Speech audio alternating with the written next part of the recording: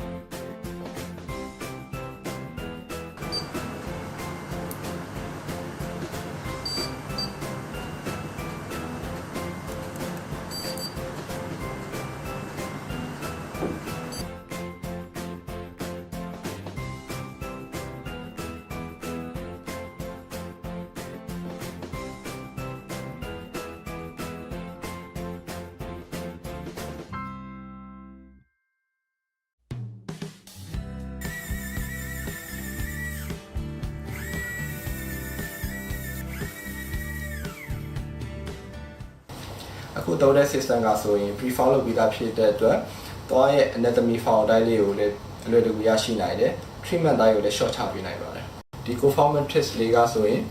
BCL design 2မျိုးလည်းခွဲခြားထားပြီးတော့ size 4မျိုးလည်းပါရှိတဲ့အတွက်ကြောင့်မလို့သွား size မတူတဲ့ခါတွေမှာရွေးချယ်ပြီးတော့အသုံးပြုနိုင်တယ်အဲ့လိုအသုံးပြုနိုင်တဲ့ခါကြောင့်မလို့သုံးရတာလည်းပို့ပြီးတော့လွယ်ကူစေတယ်ကျွန်တော်အရင်ကဆိုရင်ဒီ class 4 cavity တွေဖားတဲ့ခါမှာဆိုအချိန်ရမ်းပေးရတယ်ဒီ contact area တွေဒီ inside cell edge တွေကို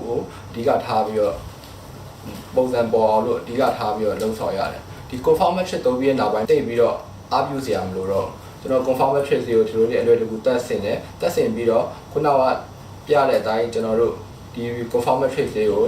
ဒီ light viewer လေးပေးခြင်းပေးလိုက်တာနဲ့ကိုသူ့အလိုလိုသူ့ရဲ့ anatomy file လေးကိုပေါ်စေတယ်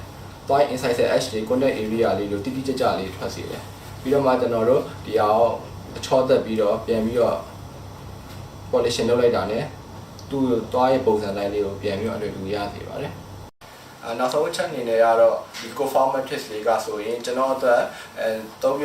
တာလည်းအဆင်ပြေစေတယ်အချိန်ကုန်လည်းတက်တာစေတယ်လူနာတွေပေါ်မှာလည်းစိတ်ကျဉ်မှုအပြည့်အဝပေးနိုင်တယ်ဒါကြောင့်မို့ကျွန်တော်အတွက်ဒီပစ္စည်းလေးကိုအမြဲတမ်းဝယ်ဖြစ်နေပါတယ်